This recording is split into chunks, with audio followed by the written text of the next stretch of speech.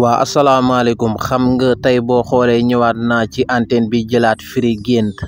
waa tey nag ñu fas yéene wax gént yoo xam ne am na solo ndax tey question bi mu ngi tombeek tey ci benn femme boo xam ne ñu ngi naan ko ndeysaan Mariama borom Fass Mbao yaa ngi dégg léegi Mariama moom Fass Mbao la dëkk moom nag moo doon laajte gént bi nee na dafa gént Serigne Touba xam nga maanaam tey comme pour ñu mën a bàyyi xel tey gént ay sëriñ comme par exemple nga gént Serigne Touba xam nga loolu dafa nekk gént yoo xam ni yàlla suñu borom daf koo gërëm gént Alaaji Malick gént Serigne Touba gént Jésus Christ dafa nekk gént yoo xam ni képp ku ko géntati rek da nga war a laajte.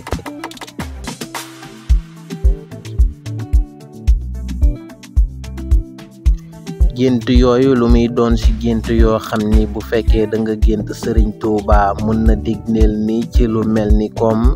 mu ngi mel ni doomi aadama bi tey nekkoon ci ay jafe-jafe maanaam mu ngi mel ni nit koo xam ni dañ ko yàggoon na tëj ay ati kaso maanaam tey ñu war ko génne wala ñu war ko ubbi loolu mooy waral gént Serigne Touba boobu noonu nga xam ni wala doomi nit ki benn nit ñëw maanaam sa xarit ñëw defaral la loo xam ni yow mosoo ko woon gëm voilà kon loolu nag mooy woneel gént boobu boo géntee Serigne Touba xam nga xam ni maanaam lu bëri li nga xam ni yaa ngi ko doon xalaat ci sa biir dund day am maanaam gént yooyu loolu lay wone xam nga ndax mu ngi noonu parce que am tey ñoo xam ni ñoom duñu ñemee laaj ci seen gént ndax dañuy yaakaar ni daa bon xam nga mu ngi noonu te waroo sa gént waroo ko ragal a laajte da nga ko war a laajte ñu firil la ko quoi pour nga xam nu mu demee yaa ngi comprendre moo ngi noonu tamit xam nga mun nga tamit par exemple tamit gént Alaaji Malick tamit xam nga sëriñ Maodo borom daara ji sëñ Maam Suur Si borom daara ji mun nga leen a gént ñoom ñëpp parce que gént yooyu ba tey dafa nekk gént yoo xam ni gént yu ñuy tiitaroo la ndax mooy gént sëriñ wala gént yonent waaw mu ngi noonu ba ci tamit tey tamit gént Alaaji Malick maanaam parce que yow si bizarre que parce que da nga naan noo man tey Serigne Touba laa gént man tey Alaaji Malick laa gént maanaam loolu mu ngi nekk loo xam ni bu dee da ngay jëflanteeg say noon nga gént Serigne Touba wala nga gént Alaaji Malick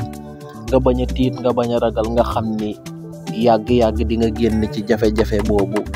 lu si ëpp nag bu doon ki nga xam ne dañ ko jàppoon prison tëj ko ay ati kaso yu bëree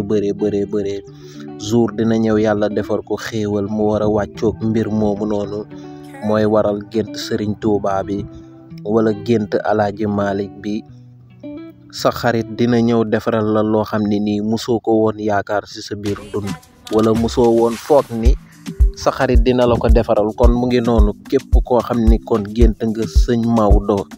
wala sëñ Maam Suur Si na nga xam ni gént boobu loolu noonu lay leeral wal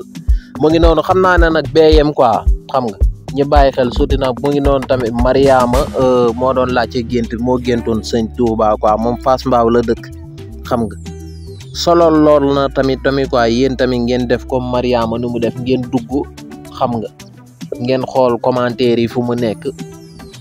bu ko defee tamit yéen gént yi ngeen gént ngeen laajte ko ngeen bañ a ragal tamit surtout boo géntee Serigne Touba tamit quoi nga xam ni tamit